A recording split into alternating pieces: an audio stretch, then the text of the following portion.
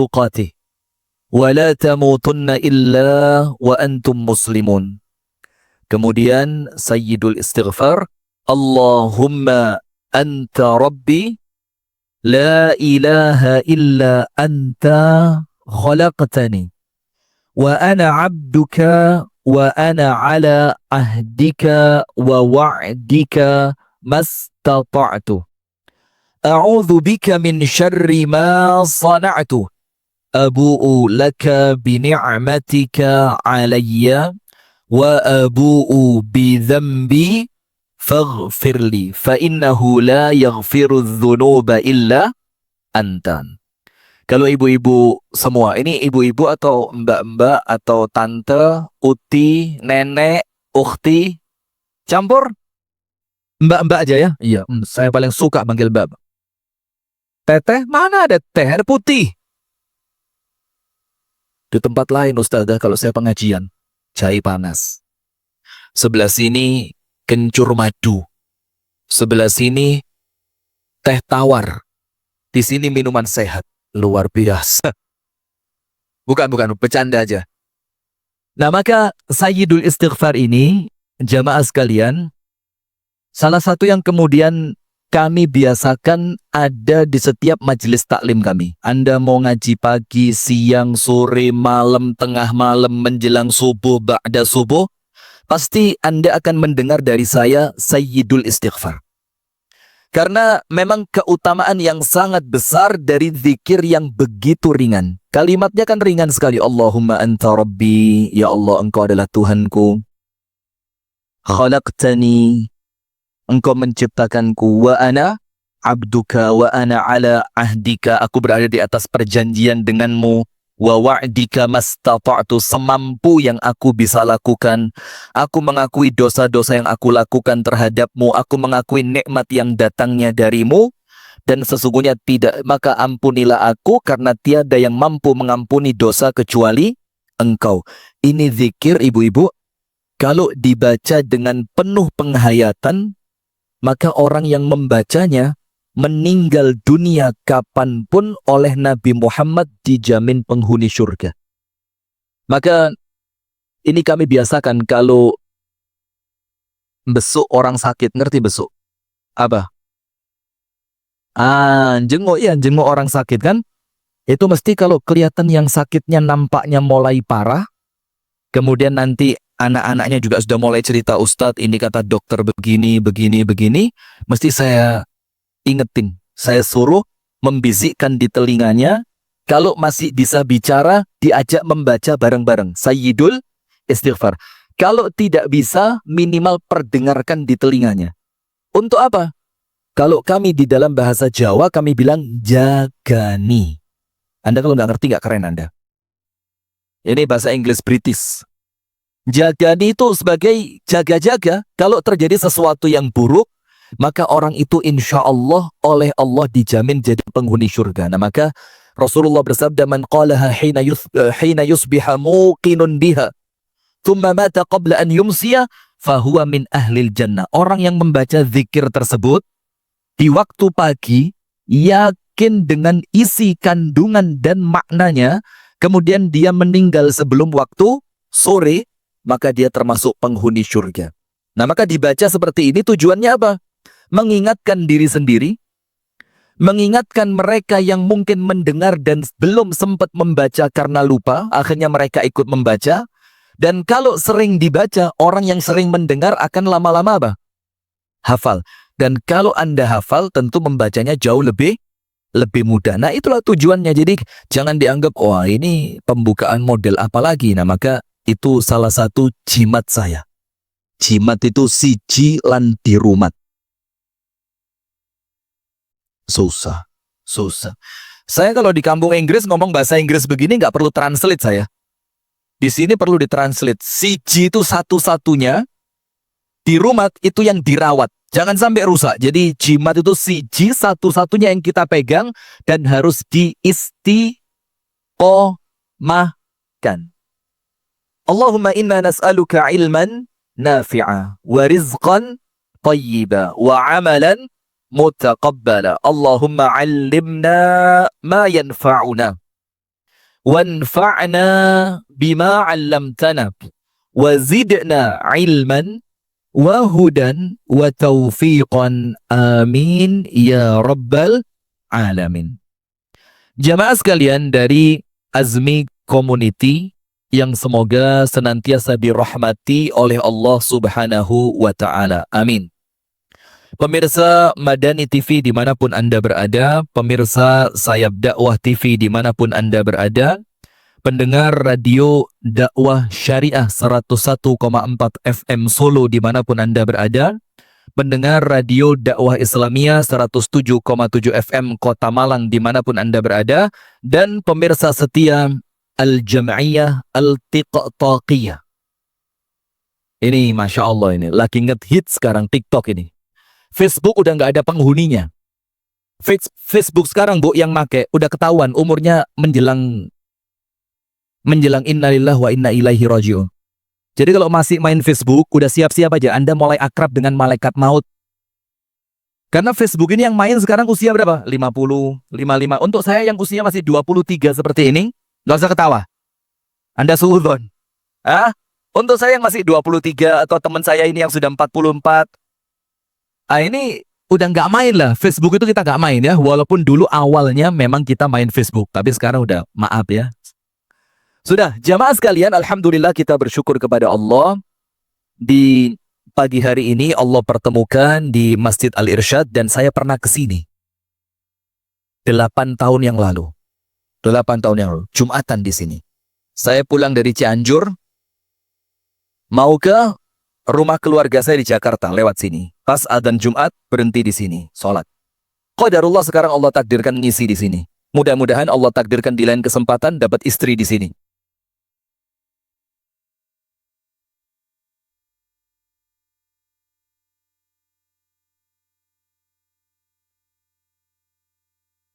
Astagfirullahaladzim, saya suka kelepasan.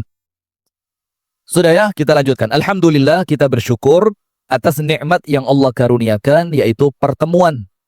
Dan pertemuan ini jamaah sekalian bukan pertemuan karena dunia, bukan pertemuan untuk bisnis, bukan kita mau ketemuan untuk berbicara perkara-perkara yang tidak penting, tapi kita berjumpa di sini untuk membangun akhirat sebaik-baiknya.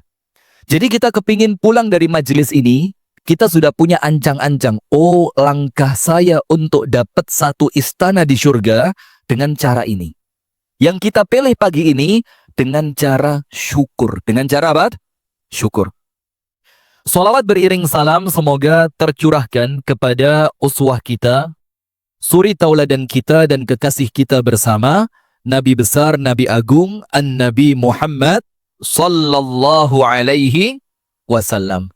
Beserta seluruh keluarganya, beserta seluruh istrinya, beserta seluruh sahabatnya, dan seluruh di antara umat dan pengikutnya yang setia menjalankan sunnah, tuntunan, dan ajarannya ila yaumil qiyamah.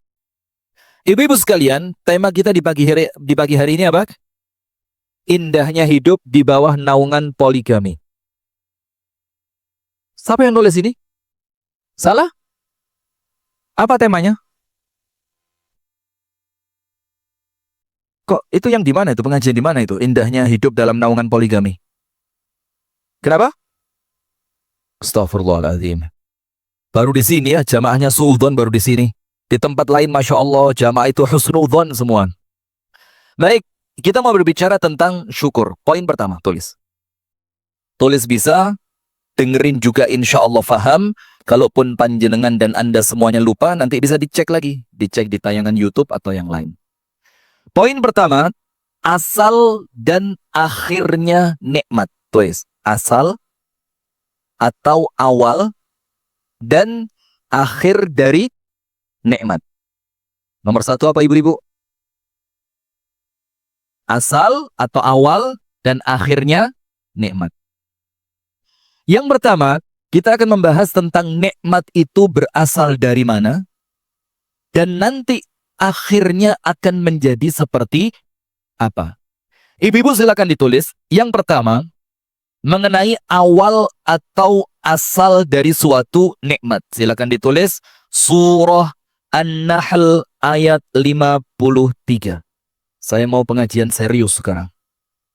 Surah An-Nahl ayat 53. Allah Subhanahu wa taala berfirman, mengingatkan ibu-ibu sekalian, mengingatkan bapak-bapak sekalian, dan mengingatkan kami pribadi, dan mengingatkan semuanya. Karena Al-Quran itu sebagai pengingat. Maka rugi kalau orang dalam hidupnya tidak membaca Al-Quran. Karena apa? Dia tidak akan mendapatkan sapaan indah dari Allah. Dia tidak mendapatkan petunjuk untuk lurus di dalam kehidupannya dari Allah. Karena semuanya Allah simpan di dalam Al-Quran. Mulai permasalahan hidup, mulai solusi dari permasalahan itu, mulai bagaimana mendapatkan keselamatan, mendapatkan kebahagiaan, itu semua oleh Allah dirangkum di dalam Al-Quran. Maka itulah ketika Ibunda Aisyah radhiyallahu ta'ala anha ditanya oleh macam-macam sahabat Nabi, Rasulullah seperti apa? Kalau keluar rumah bagaimana? Kalau di rumah apa yang dilakukan? Kalau berdagang modelnya seperti apa? Kalau Rasulullah marah, marahnya bagaimana? Kalau Rasulullah senang, senangnya seperti apa? Jawabannya Ibunda Aisyah radhiyallahu anha cuma satu. Kana khuluquhul Quran. Nabi Muhammad itu seluruh dari aspek kehidupannya itulah Al-Quran. Sehingga tidak heran ketika kehidupan Nabi Muhammad SAW dengan beban berat yang beliau hadapi, tapi tidak bisa dipungkiri beliau adalah orang paling bahagia di dunia. Apa sebabnya? Hidupnya bersama Al-Quran. Hidupnya bersama Al-Quran. An-Nahl 53. Allah Subhanahu wa taala berfirman, A'udzu billahi minasy syaithanir rajim. Wa ma bikum min ni'matin famin Allah. Thumma idza massakumud dhurru fa ilaihi taj'arun. Yang artinya begini. Wa ma bikum min ni'matin. Untuk yang pernah belajar bahasa Arab. Kalimat ni'mah di dalam An-Nahl 53 itu isimnya, kata kerjanya nakiroh. Apa bu? Nakiroh. Nakiroh itu apanya Maisaroh? Sepupu, luar biasa. Ustazah, Masya Allah. Nakiroh itu dalam bahasa Arab artinya kata benda yang tidak terbatas oleh apapun. Bahasanya umum. Berarti kalimat nikmat di sini, nikmat apapun. Baik nikmat secara zahir ataupun nikmat yang kita rasakan di dalam batin. Zahir itu apa? Anda punya mobil, Anda punya rumah, Anda punya pakaian yang bagus, Anda punya keluarga yang ada suami, ada anak, pekerjaan Anda mapan, Anda juga punya simpanan di bank, ya kan? Itu zahir. Dan ada nikmat batin yang orang lain nggak bisa ngelihat. Itulah kenyamanan dan ketenangan di dalam hati. Hatinya tenang, hatinya nyaman, orangnya easy going. You know easy going? Apa? So pinter. Apa easy going itu kalau bahasa kami di Jawa Timur, humble. Humble tahu humble? Humble itu kalau ada panci panas, kita mau angkat itu pakai humble. Apa? Oh, jempal. Masya Allah. Udah, lanjut aja. Anda terlalu susah diajak kompromi. Sudah, maka ibu-ibu sekalian, nikmat batin itu, itulah yang dicari. Bagaimana kita bisa tenang apapun yang terjadi. Bagaimana kita tetap bisa bersyukur apapun yang Allah takdirkan. Itu nikmat batin. Yang tidak ada sedikit pun kaitannya dengan nikmat zahir. Orang yang mobilnya banyak, belum pasti hatinya tenang. Iya apa enggak? Justru terkadang orang yang rumahnya sederhana, dia tenang di rumahnya. Sudah masuk rumah, dia malas keluar. Ada orang yang rumahnya mewah, baru masuk, kepikiran, keluar. Siapa orangnya? Angkat tangan. Angkat tangan. Nggak apa-apa, kita curhat dong, Ma. Nah, maka itu nikmat batin. Dan semua itu Allah sebutkan dalam An-Nahl 53, wa ma bikum min ni'matin faminallah.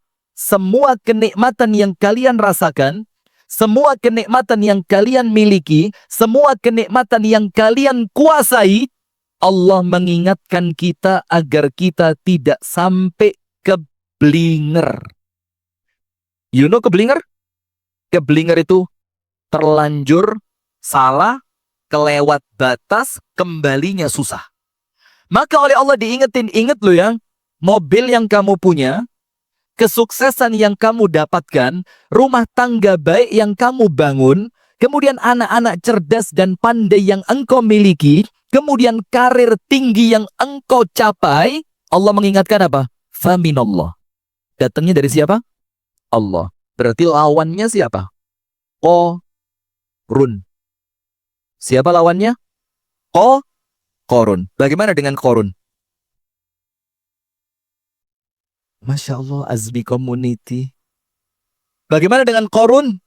Qorun begini. Qorun kerja dia. Kerja banting tulang, kepala dijadiin kaki, kaki dijadiin kepala. Maksudnya pontang-panting udah.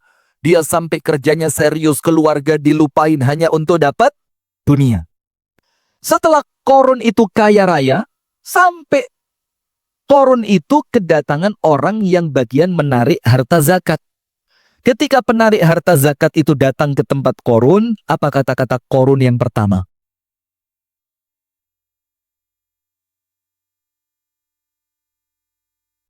Tolong Bu Suci ya, kalau ada jadwal lagi tidak usah masuk sini saya. Apa kata-kata Qorun yang pertama? Innama. Innama itu dalam bahasa apa? Artinya hanya. Artinya apa? Hanya. Innama utituhu ala ilmin indi. Semua kekayaan ini, kesuksesan saya, uang yang saya kumpulkan, aset yang saya miliki, pencapaian yang saya raih. Apa kata Qorun? Semua ini hanya karena kemampuanku. Ada nggak yang begitu sekarang? Banyak, lihat. Oh, anaknya pinter ya. Oh, gimana nggak pinter? Lesnya, itu kalau privat, itu mulai jam 4 sore sampai jam 4 subuh. Privat apa ini? Iya. Oh, Masya Allah ya, rumahnya bagus. Ini pasti mahal. Gimana nggak mahal? Suami saya itu kalau kerja, sebelum subuh udah berangkat. Baru pulang nanti menjelang adzan Isya. Coba. Itu kalimat yang serupa dengan ucapan Qorun ketika dia menyingkirkan Allah dari nikmat yang dia punya. Maka Qorun itu dengan kesombongannya mengatakan apa? Innama utituhu ala ilmin indi. Semua ini karena kecerdasan saya. Saya yang bekerja, saya yang susah payah, saya yang capek. Kalau saya dapat, pantas. Pantas. Kok tiba-tiba kalian datang, tiba-tiba apa? Minta. Enggak, kata Qorun. Enggak bisa, enggak bisa, enggak bisa. Nah, padahal kalau kita mau kembali kepada konsep atau prinsip yang pertama, awalnya nikmat surah An-Nahl 53, itu ada satu zikir yang ibu-ibu tidak pernah lupa. Itu yang mengingatkan kita bahwa kita ini tidak ada apa-apanya. Jangan siapa bilang sombong? Jangan songong. Jangan sombong. Siapa bilang songong? Sombong. Jangan sombong. Maka zikir itu dibilang hauqalah. Zikir apa ibu-ibu? Hauqalah. Hauqalah itu kalimat zikir yang bunyinya la haula wala quwwata illa billah. Tidak ada daya, tidak ada upaya, tidak ada kekuatan, tidak ada kehebatan, tidak ada kesuksesan, tidak ada pencapaian, tidak ada kemenangan, tidak ada kebaikan, kecuali semua datangnya dari Allah. Faham nomor satu? Nikmat yang Anda dapat dari siapa? Murni karena Allah atau ada karena kerjanya? Murni karena Allah. Dari situ nanti kita faham rumus berikutnya. Sekarang akhir dari nikmat. Masih pada poin pertama. Poin pertama tadi apa? Awal dan akhir. Awalnya apa? Surah An-Nahl ayat 53. Bahwa semua kenikmatan itu milik dan dari Allah. Sekarang akhirnya. Apa akhir dari nikmat? Anda buka surah 102 ayat 8. Anda tidak tahu surat 102 surat apa? Tidak tahu Anda. Sombong. Surah At-Takatsur. Kalau 102 bingung Anda. Apa sih? Tapi kalau at-takatsur, tahu enggak? Tahu. Alhaakumut hatta zur. Kalla. Udah adik-adik cukup ya. Ini dari PAUD apa ini? Alhamdulillah, PAUD anyelir luar biasa. Nah, maka dari surah At-Takatsur, ibu-ibu langsung loncat pada ayat yang ke-8. Ayat berapa? 8. Setelah Allah menceritakan nikmat, nikmat, nikmat, nikmat. Allah ceritakan kemewahan, kemegahan, kekayaan. Allah menceritakan tentang kelalaian. Allah menceritakan tentang dunia. Allah menceritakan tentang alam kubur. Di akhirnya Allah berfirman apa? Thumma latus'alunna yawma idzin anin na'im. Tahu enggak ceritanya Rasulullah membaca ayat ini? Tahu? Nah, itulah fungsinya pengajian, ya kan? Jadi jangan gitu ya nanti, oh apa Ustadz apa sih? Dari awal sampai akhir menghina terus. Enggak, ini bercanda aja ya. Nanti kalau serius ya enggak di sinilah ya. Nanti kita bicara di belakang. Ceritanya begini. Suatu hari Rasulullah Shallallahu Alaihi Wasallam di dalam hadis yang sahih itu keluar rumah karena apa? Kelaparan. Jujur. Angkat tangan yang pernah kelaparan tapi betul-betul karena tidak punya uang untuk beli makanan dan di rumah tidak ada apapun untuk dimakan. Angkat tangan yang pernah.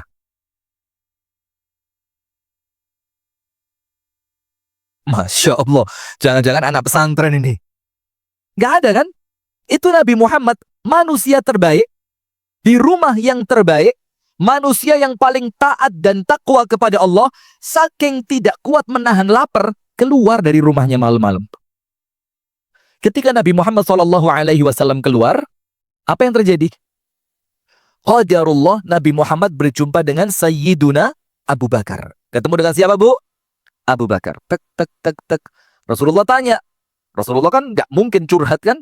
Emang ibu-ibu Azmi Community curhat dong. Anda tahu nggak curhat itu nambah masalah? Tak kasih rumus. Dengerin. Boleh ya? Tapi rahasia nih. Atau mic-nya dimatiin dulu atau bagaimana? Begini, Bu. Saya pernah menghadiri acara pernikahan. Jangan tanya yang nikah siapa, jangan. Anda kaget nanti. Heboh nanti. Sudah. Ketika itu, khotib yang berceramah ketika akad nikah, itu menyampaikan satu kalimat yang itu subhanallah, masuk ke dalam hati. Mak, jelep. Ngerti mak jelep? Masuknya itu nancep banget. Cep. Mancep, nancep. Beliau bilang begini, jangan pernah ceritakan kesulitan rumah tanggamu kepada siapapun. Artinya tentu kecuali kepada Allah, karena Allah yang maha mendengar, Allah yang maha memahami, Allah yang maha menyelesaikan masalah, Allah yang maha penyayang, Allah yang maha mengasihi. Kemudian beliau katakan, kenapa jangan sampai cerita kepada siapapun tentang masalah rumah tanggamu? Karena satu orang engkau ceritain, satu, nggak percaya.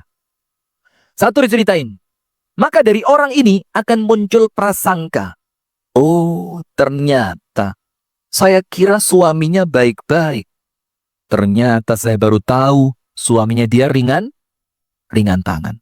Udah, apa Anda kira orang ini bakal cerita, akan diem atau cerita ke orang lain?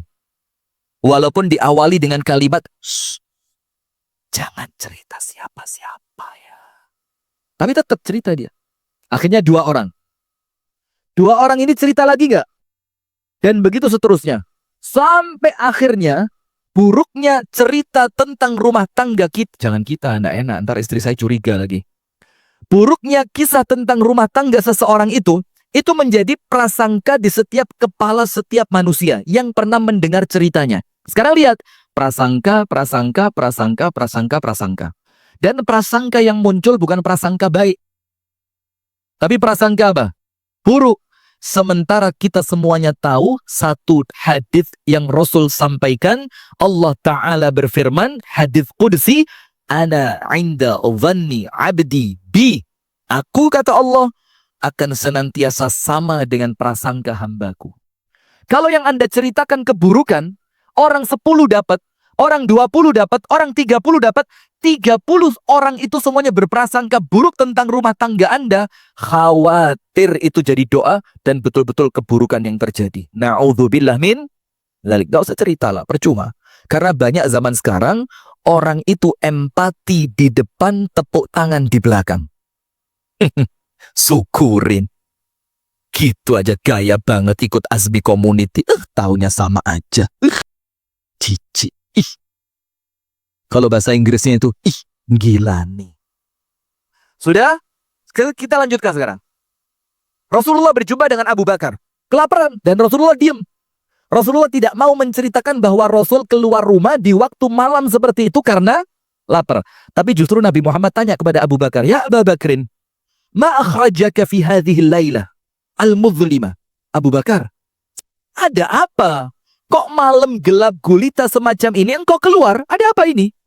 Abu Bakar mengatakan apa? Ya Rasulullah, wallahi ma akhrajani fi hadhihi laylati illa al-ju'.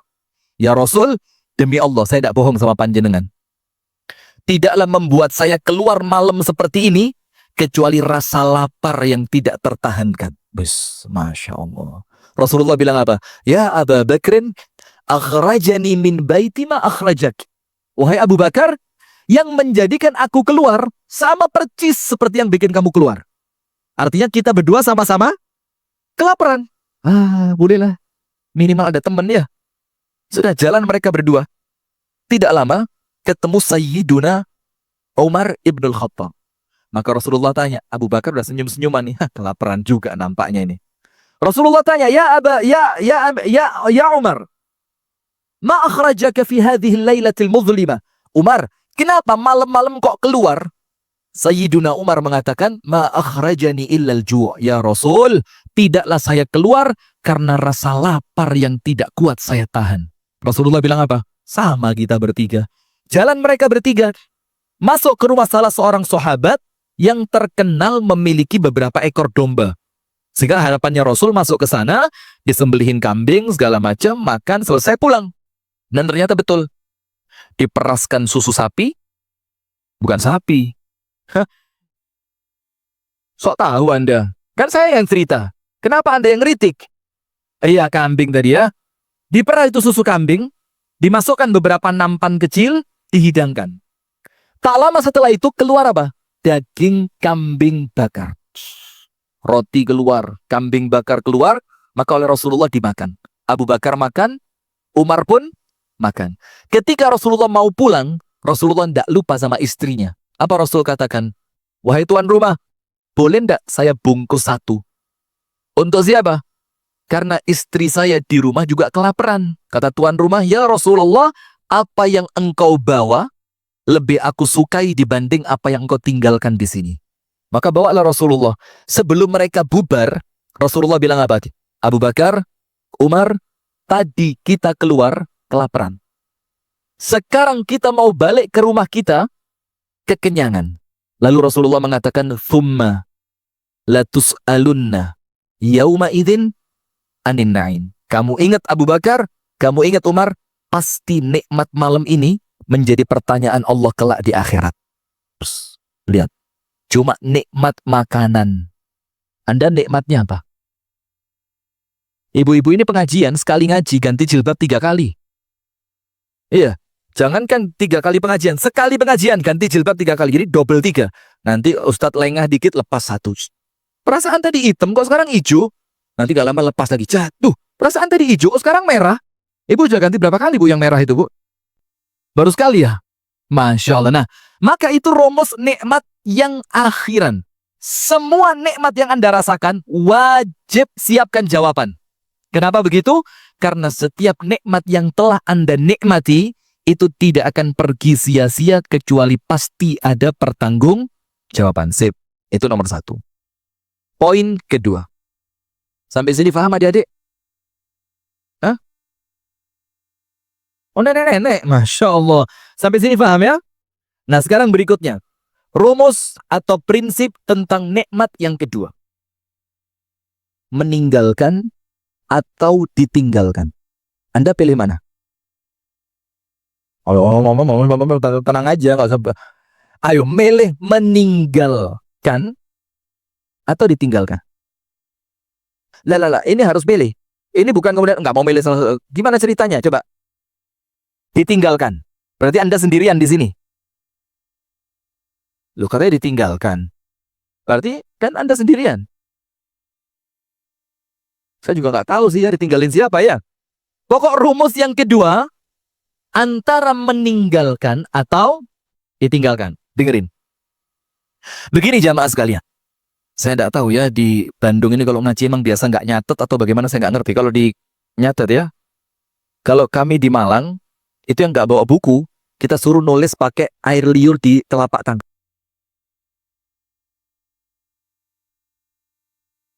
Ini ilmunya Imam Syafi'i. Tahu Imam Syafi'i? Imam Syafi'i itu pertama datang di majelisnya Imam Malik, semua nyatet. Imam Syafi'i mainan ludah.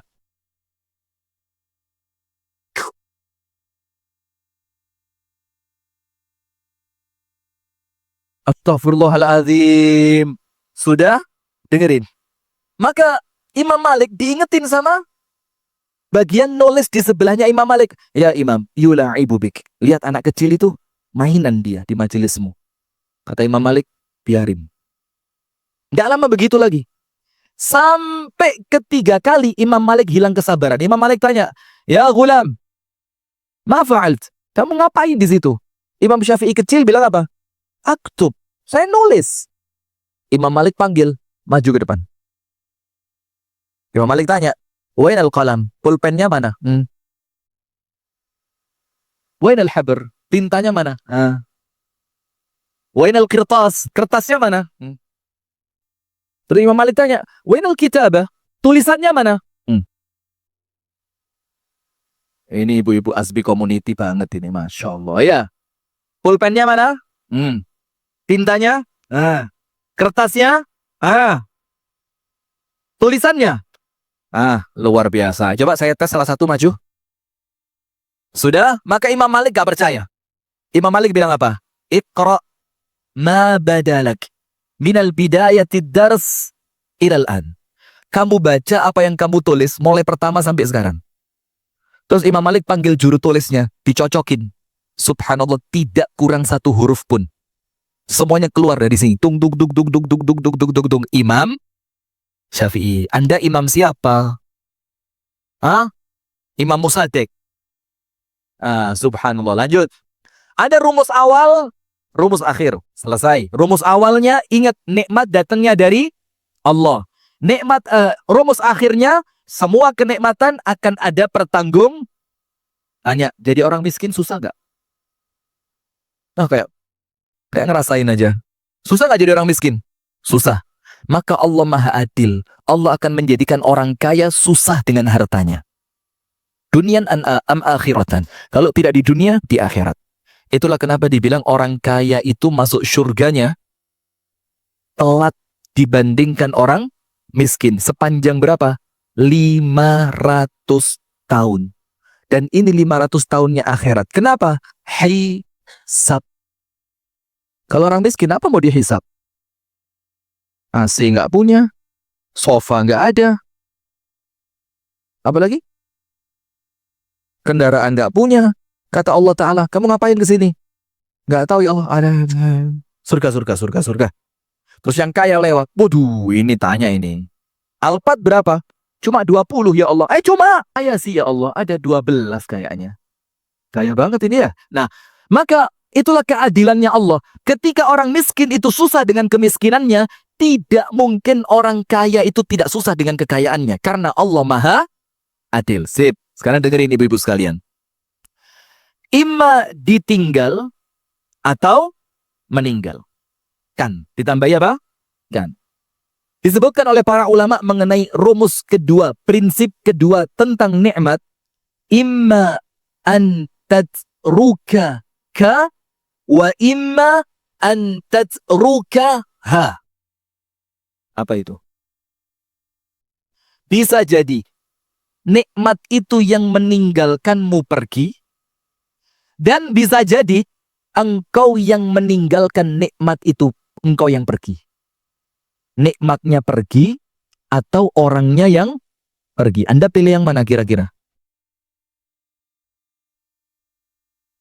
Bagaimana? Itu pilihan dari siapa, Ustazah? Ini pilihannya cuma Anda yang pergi nikmatnya ditinggal, atau nikmatnya pergi habis tapi Anda masih di sini.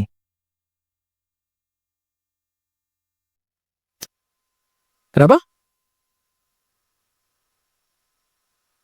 Pertanyaannya bingung. Ini saya yang nggak paham, atau Anda yang kurang dengar? Begini Ustazah. Rumus yang kedua, prinsip yang kedua, entah Anda yang meninggalkan nikmat yang Allah beri, jadi nikmatnya masih ada tapi Anda tinggal. Atau Anda masih ada, tapi nikmatnya yang sama Allah dicabut. Faham? Pilih yang mana? Meninggalkan nikmat. Berarti nikmatnya masih ada, Anda pindah ke alam kubur ya? Iya, begitu. Nah, tapi masalahnya pilihan bukan di tangan kita. Siapa yang bisa milih? Allah Subhanahu wa ta'ala. Nah, sekarang yang pertama dulu. Imma an tatrukaka. Nomor satu, bisa jadi nikmatnya pergi meninggalkan Anda. Ada nggak orang kaya raya tiba-tiba jatuh miskin? Nggak usah banyak lah, ada aja gitu ya. Jangan sini, saya takut. Saya kayak kesindir gitu perasaan. Kaya raya, semuanya ada, semuanya punya, sekejap mata jatuh miskin.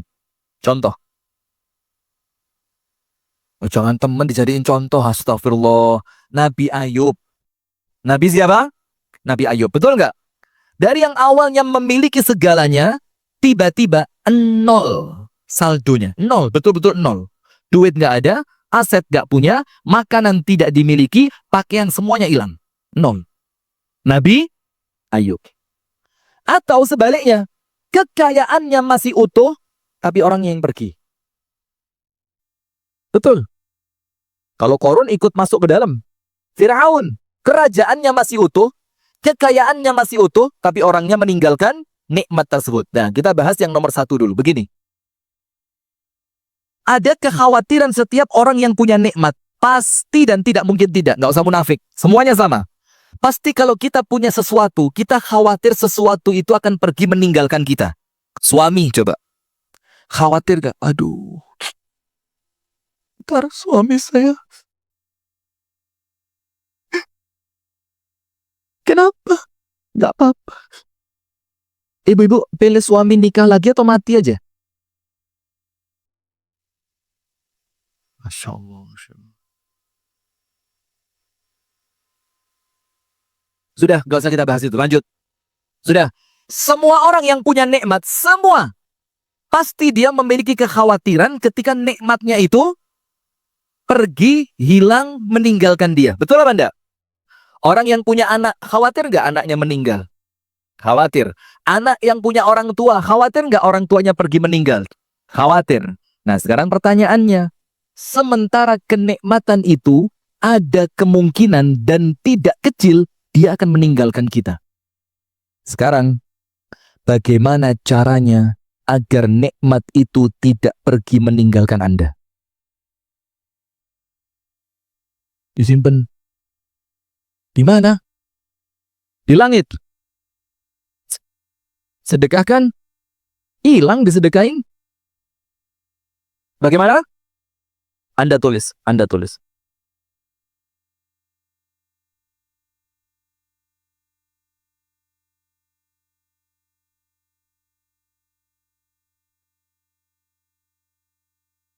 Allah Subhanahu wa ta'ala menjelaskan begini, Bu. Anda tulis dalam surah Al-Anfal.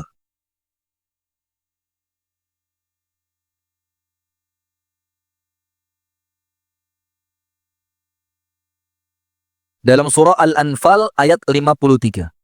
Surah apa? Al-Anfal ayat 53. Allah Subhanahu wa ta'ala berfirman, "Dzalika," seperti itulah kata Allah Ta'ala. "Bi anna Allah lam yakum mughayyiran ni'matan an'amaha 'ala qaumin hatta yughayyiru ma bi anfusihim wa anna Allah as-sami'un 'alim." Surah apa? Al-Anfal. Ayat berapa? 53. Kalau tadi An-Nahl berapa? 53. 53-nya sama. Cuma yang pertama An-Nahl, sekarang Al-Anfal. Anda cek artinya. Seperti itulah kata Allah, nasibnya nikmat yang diterima manusia. Anda punya nikmat sehat, Anda punya nikmat harta, Anda punya nikmat suami, Anda punya nikmat istri, Anda punya nikmat anak, Anda punya nikmat pergaulan yang baik, Anda punya nikmat rumah yang megah, Anda punya nikmat kendaraan yang mewah. Allah katakan, dzalika, seperti itulah hukum suatu nikmat.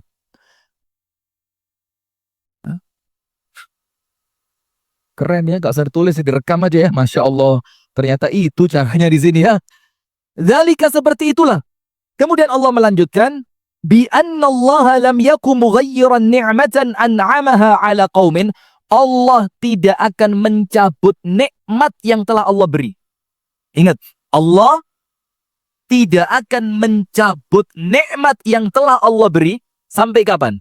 Hatta yughayyiru ma bi anfusihim, sampai mereka sendiri yang menjadikan Allah merasa pantas untuk mencabutnya. Berarti kalau ada nikmat yang awalnya kita rasakan, kemudian nikmat itu hilang dicabut oleh Allah, yang salah siapa? Yang salah siapa? Karena rumusnya setiap nikmat yang Allah beri, pasti tetap nggak akan dicabut. Sampai kita sendiri yang menjadikan nikmat itu pantas dicabut. Sekarang pertanyaannya, Ustadz, kalau begitu, bagaimana caranya biar nikmat itu tidak dicabut? Caranya dua. Nomor satu, jadikan nikmat itu bermanfaat. Ingat gak waktu kita SD atau SMP dulu? Kita beda SD SMP-nya ya.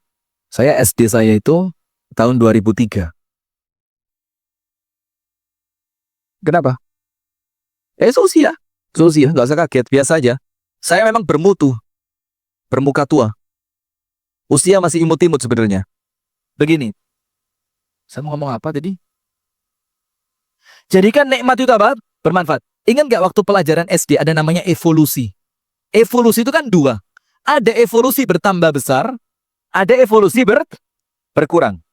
Yang berkurang itu apa? Ada binatang yang dulunya punya sayap. Ingat gak waktu SMP kan? Kemudian ternyata sayapnya tidak kepake. Lama-lama sayap itu mengecil, lama-lama apa? Hilang. Itu konsepnya mereka. Kalau Islam, Anda buka dalam Al-Quran.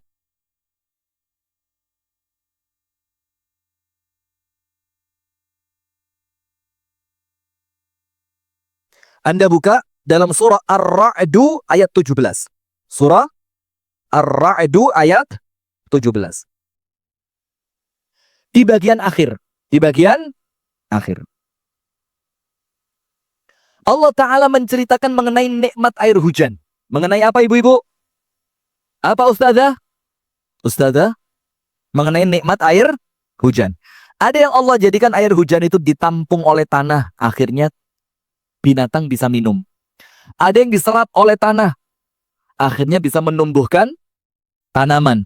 Ada yang kemudian tanah yang sama sekali tidak menampung air dan tidak menyerapnya. Tiba-tiba air itu dialirkan saja. Nah, setelah Allah menceritakan tentang nikmat air hujan tadi, Allah berfirman di akhir surah Ar-Ra'du ayat yang ke-17, wa amma ma yanfa'un nasa fayamkuthu fil ard. Dan apa-apa yang bermanfaat untuk manusia, apa yang Allah jadikan? Allah akan menjadikannya tetap ada di muka bumi. Faham sampai sini?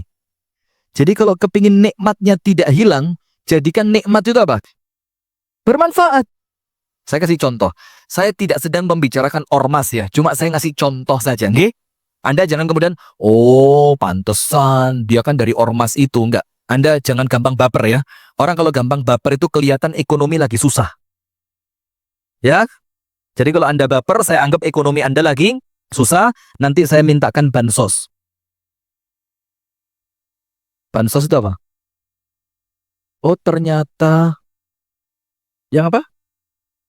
Astagfirullahaladzim. Jangan. Lanjut. Contohnya begini.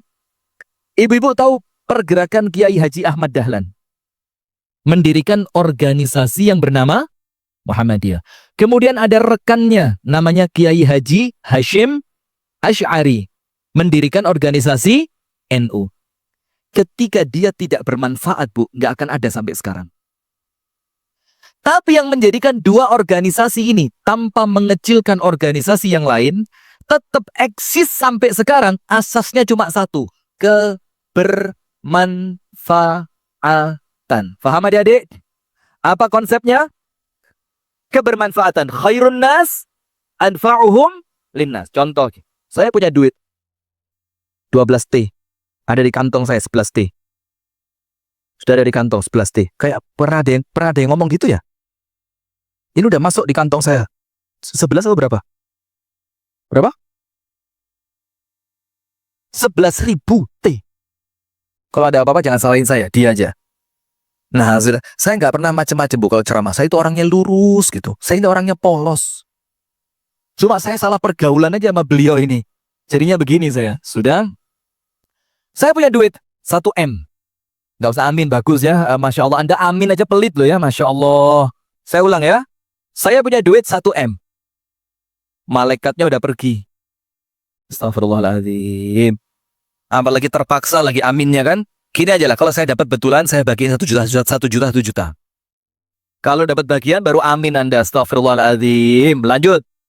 Saya punya duit 1M. Saya kantong. Dari duit 1M ini, saya bikin TPQ. Taman Pendidikan Quran. Kemudian dari TPQ tadi, muncul generasi-generasi penghafal Quran. Kemudian ada sisa. Saya bikin lagi tempat rumah singgah untuk orang-orang yang terlantar. Saya bikin. Kemudian manfaat lagi. Ketika Allah memandang uang yang Allah berikan kepada saya bermanfaat, secara naluriah, Allah tambah apa enggak? Karena Allah melihat, oh kamu kalau diberi nikmat, nikmatmu manfaat untuk banyak orang. Maka sama Allah ditambah. Tapi coba, kalau orang dapat nikmat, pegang terus. Punya? Enggak. Medut, jangan melihat saya, biasa aja. Astagfirullah, nah kan? Pelit. Maka Allah melihat, percuma uang di kantongmu, karena uang itu tidak mendatangkan manfaat untuk orang lain, maka tidak akan aku tambah. Kalau perlu, aku cabut, aku pindah kepada orang yang sekiranya uang ini bisa Setuju apa anda ini? Ar-Ra'du ayat berapa?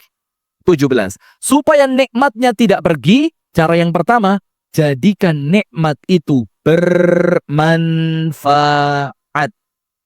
Jadikan nikmat itu apa? Bermanfaat. Maka dalam Islam ya, ada konsep tentang rumah. Tahu? Apa? Anda iya gitu ya? Dia maksudnya kan mengiyakan saya gitu. Ada konsep tentang rumah. Rasulullah mengatakan, Al-baitu thalathu ghurafin. Rumah itu dalam Islam, kamarnya cuma 3.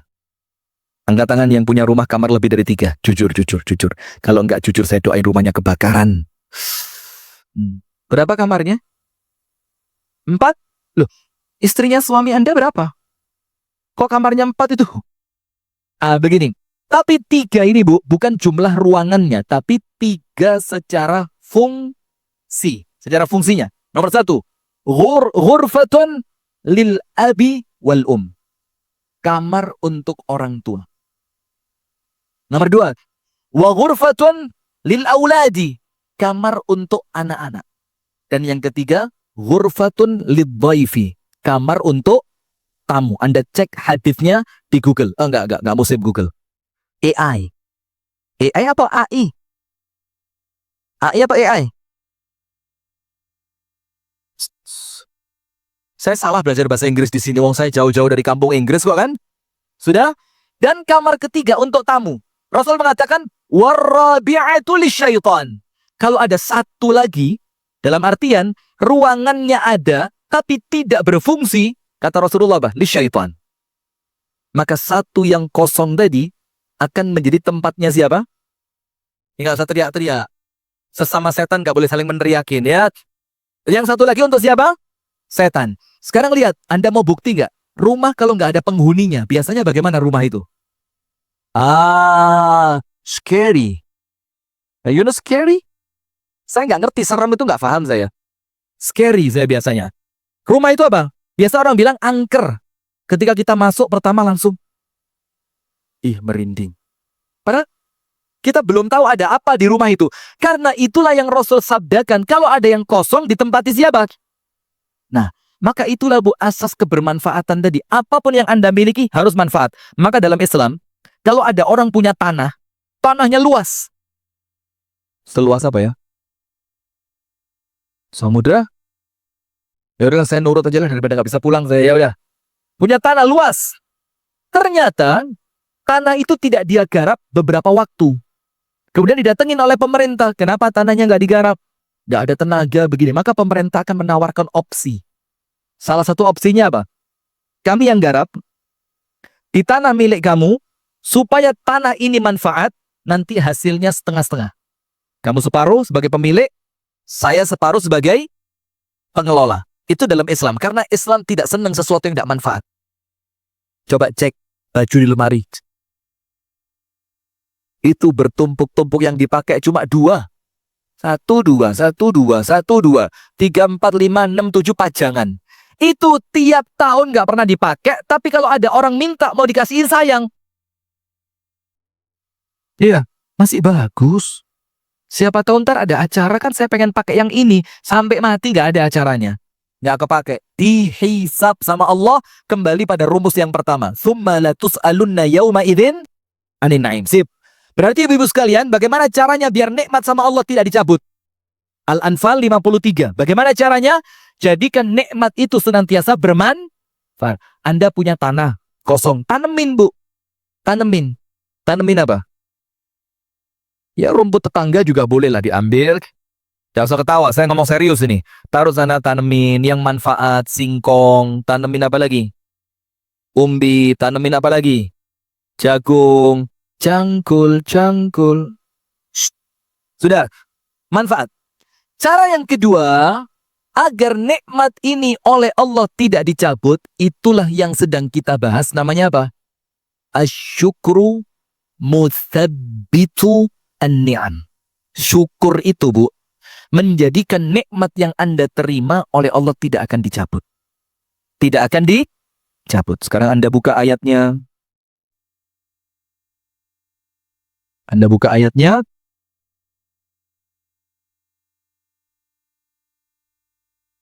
Surah Ibrahim ayat 7. Hafal semua sudah. Ini kalau surat ini Anda hafal. Surat Ibrahim ayat 7.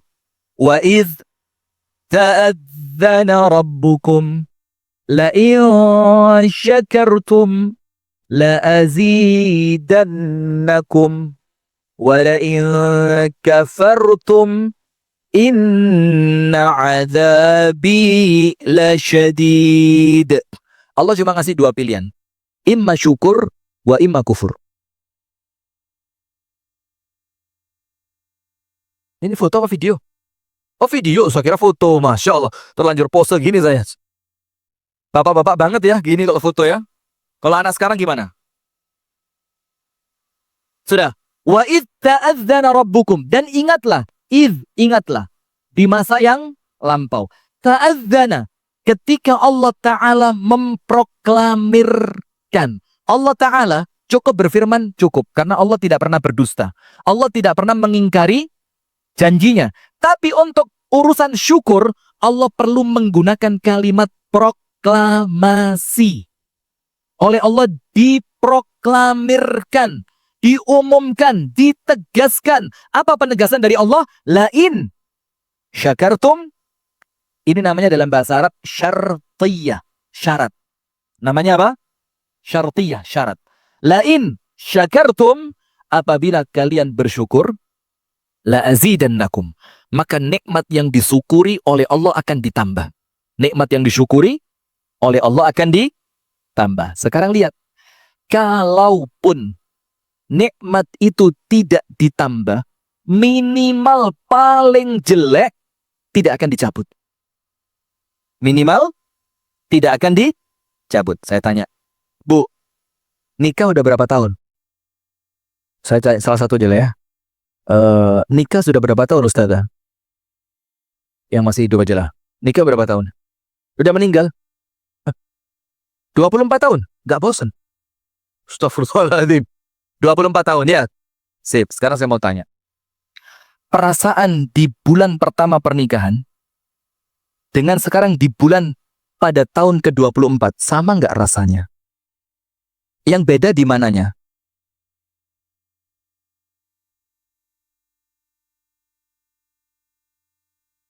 Kok maksudnya itu? Perasaannya gimana? Bagus, terima kasih. Jazakallah khair ya. Kita lanjutkan. Yang lain coba. Astagfirullah, belum ya? Perasaannya gimana? Kalau dulu di bulan pertama ada istilah bulan madu. Sekarang apa yang beda?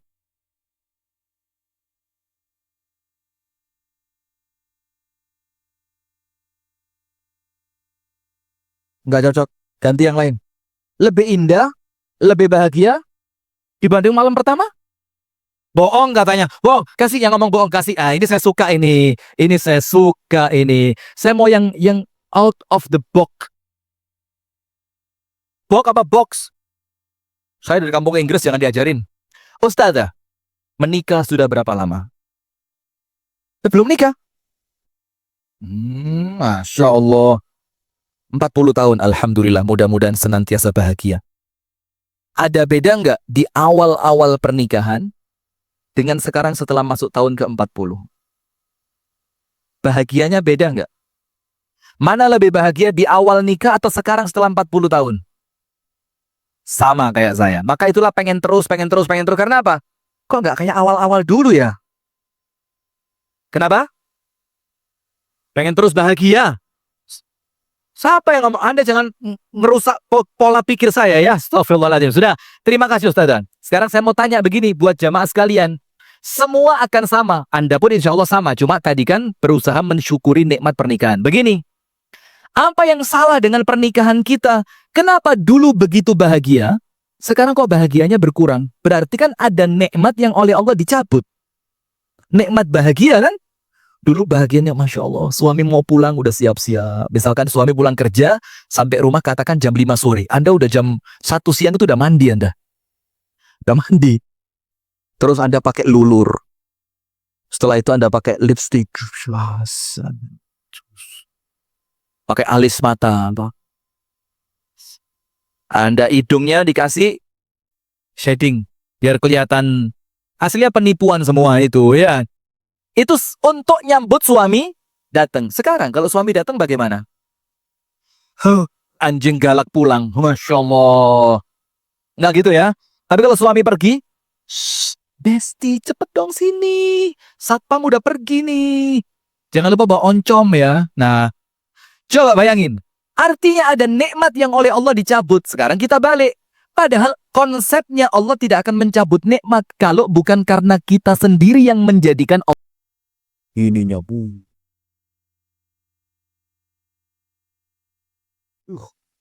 Pemberani. Bahkan istri saya itu pernah didatengin ibu-ibu pengajian. Saya gendong putri saya nomor 4, istri saya di sebelah saya. Ibu-ibu itu datang. Teng, teng, teng, teng, teng. Mbak, saya juga mau loh jadi istrinya Ustadz. Itu istri saya diem aja yuk. Sambil dia nahan-nahan. Itu suaranya kedengar tuh. Udah, ketika si ibu ini ngomongnya semakin berani, sama istri saya ditinggal pergi masuk ke mobil. Ketika istri saya masuk mobil, saya tahu berarti dia udah nggak nyaman. Dia minta pulang. Bayangin, itu berani bu. Maka ibu-ibu pengajian ini sekarang juga hati-hati. Nah, maka nomor 1, cari circle yang baik. Circle yang baik di mana? Yuk Anda cari. Mungkin Anda punya komunitas-komunitas apa yang positif, kegiatan sosial. Nanti insya Allah dari komunitas tadi, Anda akan ketemu pasangan yang baik. Nomor 2, trauma itu sembuh dengan tawakal. Trauma itu sembuh dengan apa? Tawakal. Orang itu tidak hilang traumanya karena dia salah di dalam menyikapi masalah sebelumnya. Seakan-akan masalah sebelumnya itu terus mengintai dia dalam kehidupan dia di masa depan. Tidak. Maka ketika seseorang bertawakal kepada Allah, apa yang Allah sampaikan? Wa may yatawakkal 'ala Allah fahuwa hasbuh. Orang kalau tawakalnya benar, Allah yang menyelesaikan semua urusannya dia. Allah yang memberikan kecukupan kepadanya. Allah yang akan meringankan semua beban hidupnya. Syaratnya apa? Tawakalnya harus benar. Nah, maka orang yang trauma itu orang yang tawakalnya kurang kuat. Tawakal. Serahkan semua urusan Anda kepada Allah Subhanahu wa Ta'ala. Yang ketiga, ilmu. Menghilangkan trauma dengan apa? Ilmu. Rumah tangga sebelumnya cerai. Anda cek salahnya di mana. Terus Anda pelajari. Oh, rumah tangga yang benar seperti apa sih? Cara cari pasangan menurut Islam bagaimana sih? Kemudian niatan menikah dalam Islam bagaimana? Maka dengan ilmu tadi akan menghilangkan trauma. Yang terakhir, trauma itu akan hilang dengan dilakukan. Trauma menikah, kalau Anda nggak nikah-nikah, ya nggak hilang traumanya. Maka bagaimana? Justru hilangkan trauma itu dengan cepat menikah. Tapi ingat, pasangannya jangan salah. Maka ingat, saya ulang, nomor 1, pindah circle. Nomor 2, tawakal. Nomor 3, cari ilmu untuk apa yang akan Anda jalani. Dan yang keempat, buru-buru nikah. Wallahu ta'ala a'lam bishawab. Ya Ustaz. Bismillah. Assalamualaikum Ustaz. Izin bertanya, bagaimanakah cara mempertahankan rumah tangga jika suami saat berantem pasti bilang kata pisah, tapi setelah tenang ia menyesal dan minta maaf terus minta balikan, dan itu terjadi terus menerus berulang sampai saya sudah lelah berpikir apakah dan berpikir untuk berpisah. Apakah keputusan saya ini tepat atau tidak, dan sejauh mana saya harus bertahan kalau saya masih harus mempertahankan rumah tangga? Baik. Saya sarankan untuk yang sedang ada masalah, kemudian kepikiran cerai atau bertahan. Ada satu video saya, durasi sekitar 28 menit. Singkat aja, nggak panjang, 28 menit. Itu judulnya apa? Apa judulnya? Saya lupa. Apa? Coba di WA saya, judulnya. Antara bertahan atau berpisah. Cari di YouTube kami, ada. Jadi, kapan kita memutuskan bercerai, dan kapan kita memutuskan untuk bertahan. Itu ada stepnya, ada tahapannya, dan ada pertimbangan ilmunya. Kapan harus berpisah? Kapan harus mempertahankan? Nah, tapi sekarang saya jawab pertanyaan ini. Suami setiap marah, ngomongnya apa? Pisah. Ibu-ibu perhatikan, cerai itu ada 2. Ada hakiki. Hakiki itu kalimatnya terang-terangan. Cerai, pisah termasuk. Atau kalimat kamu bukan lagi istriku. Itu kalimat cerai yang shorih. Shorih itu apa? Jelas. Seriusnya jatuh cerai, bercandanya pun juga jatuh cerai. Maka jangan main-main. Itu cerai dengan kalimat shorih. Shorih itu artinya jelas. Maka apapun yang terjadi, cerainya jatuh. Yang kedua, kinayah. Kinayah itu pakai kata kiasan. Misalkan, aku pulangin kamu ke rumah ibumu. Itu kiasan. Atau kalimat, saya tidak cocok lagi dengan kamu. Atau kalimat, nampaknya rumah ini sudah tidak perlu kamu. Rumah ini tidak membutuhkan dirimu. Maka cerai dengan kalimat kiasan, itu dikembalikan kepada orang yang mengucapkan. Niatmu apa? Kalau niatnya cerai, jatuh cerai. Kalau niatnya tidak cerai, maka tidak jatuh cerai. Tapi wajib jujur. Kenapa wajib jujur? Karena setelah ini, itu terjadi halal atau haramnya hubungan setelahnya. Kalau sampai dia bohong, dia tanggung jawab. Nah sudah, kalaupun jatuh cerai, maka ingat, cerai itu bukan kemudian saya cerai kamu, langsung pisah. Enggak. Cerai itu ada tahapannya. Talak 1, itu suami istri masih sah sebagai suami istri. Ingat, jadi ketika misalkan ya, ada di antara perempuan yang suaminya bilang, kamu saya cerai. Itu enggak boleh, dia tiba-tiba langsung kemas-kemas, barangnya dikemas, dia bawa tas, dia pulang ke rumah orang tua, enggak boleh. Talak 1 baru jatuh setelah masa iddahnya terlewati. Masa iddah itu berapa? 3 kali suci dari haid. Maka menceraikan istri itu ada waktunya. Ketika dia suci dari haid dan sebelumnya tidak digauli. Karena kalau suci dari haid tapi sempat digauli, maka tidak boleh menceraikan di waktu itu. Harus nunggu bulan berikutnya. Nunggu dia haid lagi, kemudian disampai suci dari haidnya, kemudian tidak digauli, baru boleh dicerai. Tujuannya apa? Biar menghitung masa iddahnya mudah. Nah, setelah haid pertama, haid kedua, haid ketiga, suci dari haid yang ketiga, baru mereka resmi bukan lagi suami istri. Si istri wajib keluar dari rumah suaminya. Nah, tapi kalau masih talak satu dan masa iddahnya belum terlewati, maka dia masih resmi suami istri. Kalau suatu malam suaminya pengen ya biologis lah ya, maka apa? Terus suaminya mendatangi istri, itu nggak perlu istri nolak. Kamu sudah ceraiin saya kemarin, nggak bisa. Karena selama di masa iddah, suami berhak untuk rujuk. Dan rujuk itu dengan dua cara. Nomor satu, dengan ucapan, saya merujuk dirimu tanpa wali, tanpa saksi. Yang kedua, dengan perbuatan. Dengan perbuatan itu apa? Tutup mulutnya, tarik ke kamar, tidurkan dia di ranjang, lakukan apa yang Anda inginkan. Itu otomatis apa? Rujuk. Nah, maka untuk perempuan yang punya kasus seperti ini, setiap dia marah, dia ngomong pisah, itu jatuh cerai. Dan marah di dalam perceraian dibagi 3. Ingat, biar nanti bisa memisahkan. Marah di dalam perceraian, jatuh atau tidaknya cerai oleh ulama dibagi berapa? 3. Nomor 1. Ghadhabun yudhibu al-aql. Marah yang sampai orang itu akalnya hilang. Cara menentukannya bagaimana? Setelah dia sadar dari marahnya, dia tidak ngerti tadi waktu marah ngomong apa.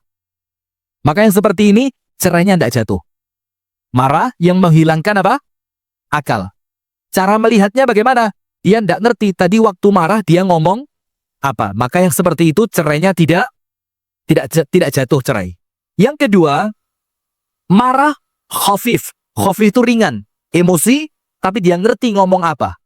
Dan dia tahu konsekuensi dari omongannya, maka cerainya jatuh. Yang ketiga, marah pertengahan. Yang ketika dia sedang emosi, dia ngerti ngomong apa. Tapi setelah dia sadar, dia menyesal. Ini menurut Ibnu Taimiyah, cerainya tidak jatuh. Nah, maka ucapan seperti ini, untuk lebih amannya, itu ditanyakan kepada suami, kamu ngomong seperti itu, sadar apa tidak? Kamu ngerti nggak konsekuensinya apa? Kalau dia sadar, dia ngerti konsekuensinya apa, ketika itu terulang, maka bisa jadi terhitung talaknya sudah 3. Wallahu ta'ala a'lam bissawab. Maka hati-hati dengan ucapan talak ini. Ustaz. Bismillah Ustaz, sampai mana batas kesabaran yang harus dimiliki oleh seorang istri bila suaminya tidak memenuhi kewajiban memberikan nafkah batin karena sudah mempunyai perempuan lain? Ada Ustaz. Ini tulisannya bagus banget ini. Ternyata orang yang tulisannya bagus gak mesti nasibnya baik ya. Dan ini pertanyaannya nafkah batin ini. Bukan nafkah uang. Begini. Di mana batas sabarnya? Patokannya cuma 3. Nomor 1. Ketika Anda masih bisa melayani suami dengan baik, maka bersabarlah. Artinya, dengan kejahatan yang suami lakukan, dengan kezoliman yang suami lakukan, tapi Anda tetap bisa berbakti kepadanya, maka tetap sabarlah. Karena kesabaran Anda bernilai pahala yang luar biasa. Nomor 2. Ketika Anda masih punya harapan baik, suami bakal berubah, maka bersabarlah. Yang ketiga, ketika Anda menganggap ketika dipertahankan akan mendatangkan pahala dan bukan dosa, maka bersabarlah. Kita ulang, nomor 1. Kapan sabar? Ketika Anda masih bisa apa? Berbakti. Nomor 2. Ketika Anda masih husnudzon, suami akan berubah, maka sabar. Yang ketiga, ketika Anda masih menganggap kesabaran ini akan bernilai pahala, tidak mendatangkan dosa. Dosa itu apa? Anda sudah tidak bisa hormat kepada suami, Anda tidak bisa husnudzon kepada suami, Anda tidak bisa percaya kepada suami. Itu kalau sudah tidak bisa, maka mendingan pisah. Itu batas sabarnya. Dan tentu tidak sesingkat itu. Ada tahapan apa? Konsultasi dengan keluarga, komunikasi dengan suami. Anda tanya kepada orang-orang yang mengenal suami Anda. Supaya apa? Tidak terkesan cerai itu terlalu mudah. Nah, eman-eman. Nanti jangan sampai Anda menyesal. Wallahu a'lam bishawab. Saya tambah dikit ya. Apalagi urusannya urusan batin. Maaf ibu-ibu ya. Orang nikah itu bu, urusannya bukan cuma ranjang saja. Orang nikah itu jauh lebih kompleks dibandingkan masalah ranjang. Banyak orang-orang yang sudah tua, usianya 60 tahun, dia menikah. Setelah istrinya meninggal. Tentu untuk urusan ranjang dia sudah tidak perlu. Tapi apa? Dia perlu teman ngobrol. Dia perlu di rumahnya ada yang menemani. Dia perlu kalau dia keluar ada yang bisa diajak. Jadi jangan mikir urusan batin ya. Walaupun batin itu juga tidak bisa diremehkan ya. Cuma hati-hati, jangan sampai karena perkara yang terlalu kecil Anda mengorbankan keutuhan rumah tangga Anda. Silakan Syekh. Ustadz, ketika suami sudah wafat, apakah semua tanggung jawab anak-anak, tanggung jawab saya Ya memang Ferat, ketika ya. suami sudah wafat? wafat ya. Ya, apakah semua tanggung jawab anak-anak, tanggung jawab akhiratnya semua ditanggung istrinya? Sip. Kalau tanggung jawab dunia sudah otomatis istri yang menanggung. Secara syariat, ketika suami meninggal, anak-anaknya suami yang masih kecil itu tanggung jawab keluarga laki-lakinya suami. Itu secara syariat. Jadi istri tidak dibebani dengan anak-anaknya. Maka anak itu dibilang yatim ketika bapaknya yang meninggal. Kalau ibunya yang meninggal, gak jadi masalah. Kenapa? Bapaknya bisa nikah lagi. Karena ekonominya si anak tidak terpengaruh kalau ibunya yang meninggal. Nah, sementara yatim itu kaitannya dengan urusan apa? Uang. Nah, maka dengan ini perlu difahami secara syariat, kalau suami meninggal, maka anak-anaknya suami itu tanggung jawab dan kewajiban saudara laki-lakinya suami. Berarti siapa? Paman dari pihak bapaknya. Itu tanggung jawab. Maka ibu tidak bertanggung jawab.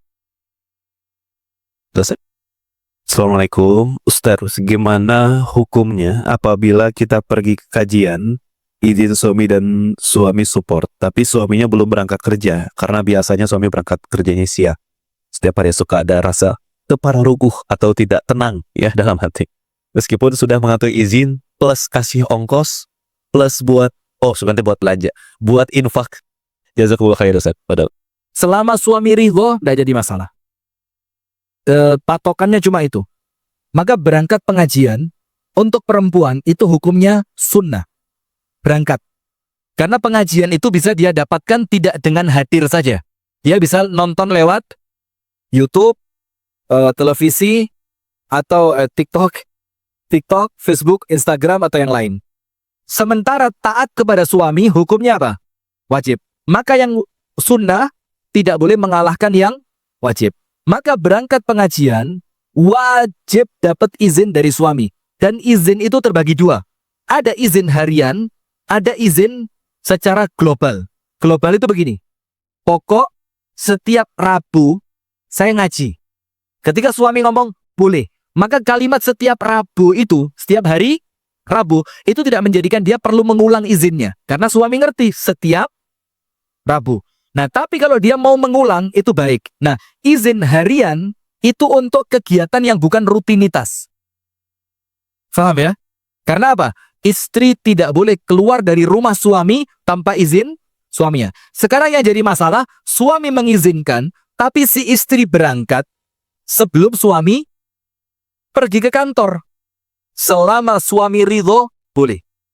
Selama suami ridho, boleh. Tidak jadi masalah. Wallahu a'lam bishawab. lagi sudah dikasih uang buat Apa udah dikasih ongkos dan? Udah tambah udah itu. Udah cicit dan ada. Oke, selanjutnya Ustaz. Bismillah Ustaz, gimana hukumnya kalau dominan istri yang mencari uang? Boleh tidak ada capek dan kadang ada kalanya kita menyerah. Begini, Ustaz. Anda buka surah An-Nisa 34. Surah An-Nisa 34 yang dibaca tadi waktu pembacaan ayat suci Al-Quran. An-Nisa 34. Dalam Islam, keuangan rumah tangga mutlak kewajiban suami. Suami itu menjadi ar-rijalu qawwamuna 'alan nisa karena apa? Karena duit. Dan istri secara normal manusiawi perempuan lebih nurut kepada suami yang berharta dibanding yang tidak berharta. Betul apa enggak? Kalau suami duitnya banyak, Anda minta apapun dikasih, insya Allah nurutnya lebih mudah. Dibandingkan kepada suami yang tidak punya duit. Nah maka, kewajiban menafkahi rumah tangga itu kewajibannya siapa? Istri bantu, boleh apa tidak? Boleh. Dengan 3 syarat. Syarat pertama, mendapatkan izin dari suami. Syarat kedua, tidak melalaikan kewajiban di rumahnya. Syarat yang ketiga, pekerjaannya adalah pekerjaan yang lazim dilakukan perempuan. Lazim. Tidak terjadi ikhtilat, tidak mengkhawatirkan muncul permasalahan di luar rumah, maka dengan 3 syarat tadi boleh. Tapi perhatiannya, sekarang muncul istilah independent woman. Independent woman, kalau diartikan dengan cara yang salah, ini akan memunculkan masalah. Independen itu kan seorang istri yang merasa merdeka. Tanpa kamu, saya bisa hidup sendiri. Nah, kalau sampai dia bekerja, dominan, dan memunculkan sikap seperti itu, jadi seakan-akan dia tidak butuh kepada suaminya, maka mendingan gak usah kerja. Karena apa? Pekerjaan Anda akan mengantarkan Anda untuk sombong di hadapan suami. Kenapa? Karena suami itu adalah surga atau neraka Anda. Kalau sampai karena Anda bekerja, Anda merasa lebih dibanding suami, itu bahaya. Itu apa? Bahaya. Apalagi setelah dia merasa punya duit, dia malah ngatur-ngatur suaminya. Itu tidak baik ya. Selama bisa dihindari, maka silahkan. Wallahu ta'ala a'lam bishawab. Ya, Ustaz. Assalamualaikum warahmatullahi wabarakatuh. Izin bertanya, Ustaz, bagaimanakah sebaiknya sikap seorang ibu sambung terhadap anak sambungnya? Bagaimanakah pertanggungjawabannya di akhirat sebagai seorang ibu sambung? Bertafadhol. Secara mahram itu kalau dalam fikih Syafi'i nggak batal wudhu. Ya, tidak batal wudhu. Si ibu sambung boleh buka jilbab di hadapan anak sambungnya kalau mereka berbeda jenis kelamin. Secara hukum mahram, ibu sambung adalah mahramnya anak sambung. Selama bapaknya dan ibu sambungnya sudah melakukan jima, maka dia mahram. Dan mahramnya untuk selamanya, mahram lil abad. Walaupun akhirnya bapak sama ibunya bercerai, dia tetap mahram. Maka secara mahramiyah tidak jadi masalah. Nah, secara tanggung jawab, ibu tidak bertanggung jawab terlalu terhadap anaknya. Karena tanggung jawab di tangan siapa? Bapaknya. Kullukum ra'in wa kullukum mas'ulun an ra'iyati. Kalimat ini, pemimpin itu, tanggung jawab itu di atas suami, bukan atas istri. Nah, berarti kalau dia ibu sambung, tetap dia secara naluriah, secara keibuan, dia mendidik, dia mengayomi, dia lemah lembut. Tapi tanggung jawab tetap di tangan suami, bukan di tangan istri, apalagi dia seorang ibu sambung. Wallahu ta'ala a'lam bishawab. Selanjutnya, Ustaz. Assalamualaikum warahmatullahi wabarakatuh. Ustaz mau nanya, bagaimana hukumnya suami bila lebih berat memihak ke keluarganya, sedangkan kepada istri dan anaknya tidak pernah menghargai dan menjaga perasaannya? Tafadhol, Ustaz. Baik, ini ya tidak tepat juga ya. Saya ini termasuk ustadz yang mengajarkan suami untuk tidak tunduk kepada istri. Saya bilang, jangan melakukan sesuatu yang lebay kepada istri, sampai istri itu nanti ketika Anda sedikit berubah, dia merasa tidak diperhatikan. Nggak usah lebay. Sama istri itu biasa aja, yang wajar. Ya, sayang-sayang, tanggung jawab ya tanggung jawab, tapi kalau lebay itu tidak baik. Lebay itu apa? Oh, panggilannya sayang tidak pernah berhenti, kemudian apa-apa dilayani, minta apapun diberi, itu nanti lebay. Yang ini menjadikan istri itu pun akan cemburu kepada ibu mertuanya. Padahal aslinya, ibunya suami bukan saingan Anda. Dia bukan saingan Anda. Karena apa? Ibunya suami akan menjadi ibu selamanya. Sementara istri bisa jadi terjadi apa? Perceraian. Nah, maka sekarang begini. Bagaimana sikapnya seorang perempuan ketika si suami, maka itu keutamaan saja, tapi tidak, maka itu keutamaan saja, tapi tidak wajib. Ketika lebihnya diberikan kepada ibunya, itu haknya suami. Anda tidak boleh nuntut. Maka sekarang, melalaikan istri itu dari segi apa? Jangan main perasaan. Selama rumah ada, pakaian dijamin, makanan tidak kurang, selesai. Sisanya, dia mau kasih sama ibunya, dia mau kasih untuk yayasan panti asuhan, dia mau kasih untuk majelis taklim, dia mau nyumbang pondok pesantren, itu haknya siapa? Suami. Nah, tapi kalau lalai, betul-betul lalai artinya sandang, pangan, dan papan tidak dipenuhi dengan cukup, maka Anda boleh ngomong itu kemana? Ke pengadilan. Ngomong ke pengadilan agama, suami tidak memberikan kepada saya nafkah yang cukup. Seperti istrinya Abu Sufyan itu lapor sama Nabi ketika Abu Sufyan tidak memberi nafkah yang cukup. Rasulullah bilang apa? Ambil walaupun suamimu tidak tahu dengan standar cukup. Dengan standar apa? Cukup. Nah, maka ingat, kalau sandang, pangan, papan kurang, lapor. Boleh lapor kepada siapa? Pengadilan agama. Wallahu a'lam bishawab. Masih Ustaz? Nggak tahu sampai jam berapa, ha? Sampai jam berapa ibu-ibu? Ya. Baik, selanjutnya. Ustadz, bagaimana menghadapi suami yang sedang berhutang miliaran? Menghadapi suami yang sedang berhutang miliaran. Saya bingung bayarnya, usaha sudah tidak jalan lagi, kadang pakai uang istri, ya, ambil tidak bilang, beberapa kali uang ratusan juta. Terima kasih Ustaz. Udah Ustaz. Baik. Dengar istilah enggak, Bu? Uang istri itu uang istri, uang suami juga uang, itu enggak ada. Nah, kita ngomong syariat ya. Kalau ngomong keadaan umumnya, ya silahkan saja. Tapi kalau ngomong syariat, uang istri, milik istri. Uang suami, milik suami. Apa yang dinafkahkan oleh suami kepada istri, nafkah wajib, sandang, pangan, papan, maka itu menjadi milik istri. Selain itu, tetap milik siapa? Suami. Nah, sekarang begini, bagaimana Ustadz menghadapi suami yang punya hutang miliaran? Waduh. Sementara, ekonomi sedang tidak baik-baik saja, dan dia sering mengambil uang tanpa sepengetahuan istri. Artinya ngambil uangnya siapa? Istri. Ini wallahu a'lam bishawab. Nggak tahu gimana ya. Nggak tahu saya. Ini coba konsultasikan kepada yang ngerti finance ini ya. Kalau saya nggak paham ini, daripada salah saya. Ini mendingan Anda tanya kepada orang yang ngerti masalah-masalah keuangan. Ini berat juga ini. Kalau saya jadi istrinya, nggak tahu. Pertanyaan yang lain. Ya, berikut Ustaz. Berat. Nah ini, Ustaz, izin bertanya. Saya perempuan single, umur 24 tahun. Didekati pria 40 tahun yang sudah menikah dan memiliki anak. Saya Sudah menikah dan? Yang sudah menikah dan memiliki anak. Iya. Saya berusaha menghindar, tapi pria tersebut semakin memberikan kasih sayang yang luar biasa ke saya. Masya Allah ya. Tenang Ibu ya. Bahkan nge-treat saya like a queen. Ya. Apa itu? Apa ini Bu?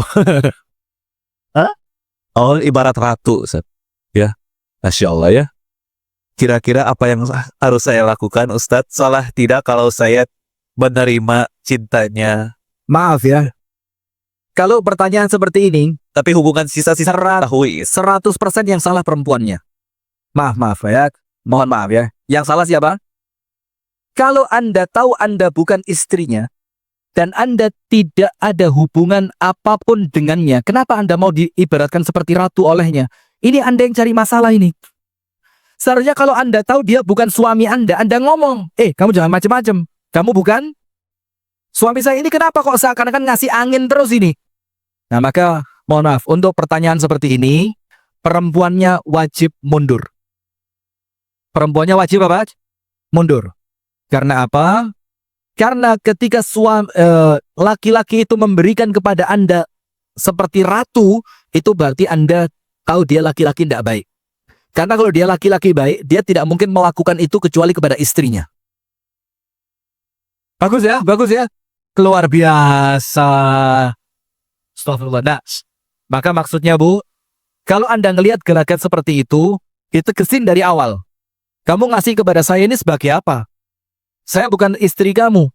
Dan istri kamu tahu apa tidak? Oh nanti dia akan gombal. Gombalnya apa? Loh, saya niat nikah. Loh kalau niat nikah caranya tidak begini. Istrimu diberitahu dulu, siap tidak dia punya madu. Nah kalau enggak, jangan main-main. Kalau ini saya rasa perempuan yang salah. Suruh mundur aja. Jelas ya? Baik, berikutnya. Ustaz, apa hukumnya seorang istri apabila memberi atau memberitahu atau mengajari suami tentang agama, sementara suami itu seorang imam keluarga? Baik, Ustaz. Tidak apa-apa. Istri mengajarkan ilmu kepada suami itu bukan aib. Bukan aib. Apalagi ketika si suami memang dalam keadaan ilmu agamanya minim. Kurang. Maka tidak apa-apa. Cuma ingat, cara harus diperhatikan. Jangan sampai ketika mengajarkan ilmu kepada suami, itu seperti ngajarin anak kecil. Duduk.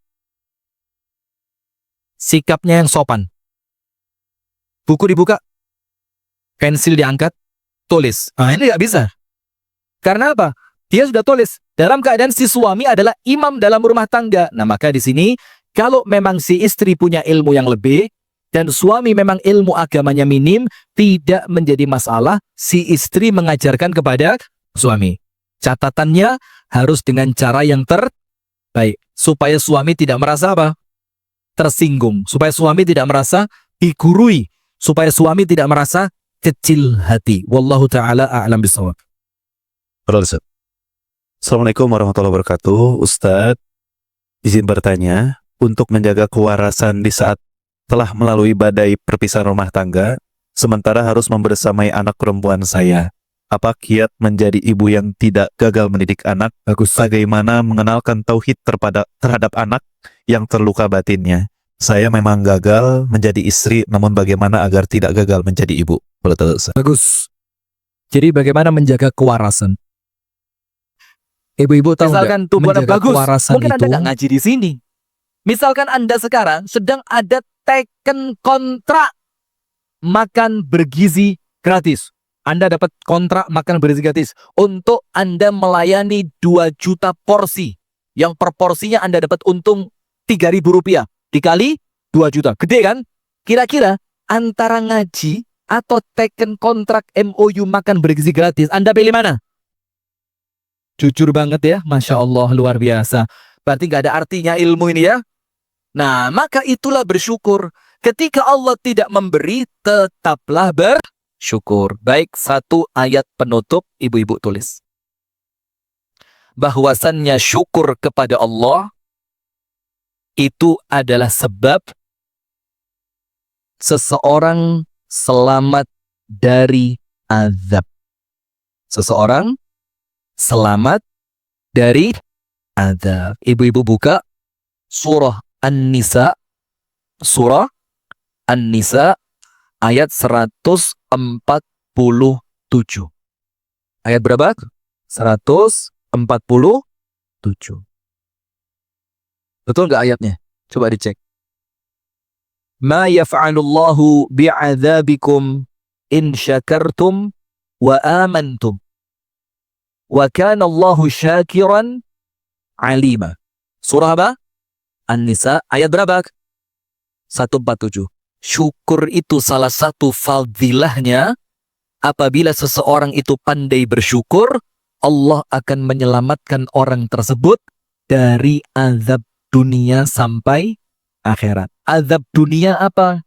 Nikmat yang mendatangkan keburukan. Azab akhirat apa? Hisab yang berat dari nikmat yang dia terima. Saya ulang. Apabila seseorang pandai bersyukur, Allah akan menghindarkannya dari azab. Azab dunia dan akhirat. Apa azab dunia itu? Nikmat yang membawa kesengsaraan. Duitnya banyak, asetnya melimpah, tapi anaknya Allah takdirkan terkena narkoba. Na'udzubillah min. Itu azab dunia dari orang yang mungkin dia tidak pandai bersyukur. Kalau Anda bersyukur, selamat. Maka rezeki Anda, nikmat Anda, Allah jauhkan dari azab. Apa itu azab akhirat? Beratnya hisab atas nikmat yang telah Anda terima. Tsumma latus'alunna yawma idzin anin na'im. Barakallahu fikum. Itu yang dapat saya sampaikan pas jam 11. Kenapa? Semoga ada manfaatnya. Kurang dan lebihnya saya mohon maaf, dan mohon maaf ibu-ibu ya, tidak ada sesi tanya jawab. Insya Allah nanti kita tanya jawab via telepati aja ya. Nanti Anda buka Bluetooth, saya buka Bluetooth, kita diem gini. Kemarin saya dititipin satu ibu-ibu. Dan. Dititipin waktu di Solo. Astagfirullahaladzim. Ustadz, itu ada nomor HP saya. Tolong dijawab ya Ustadz.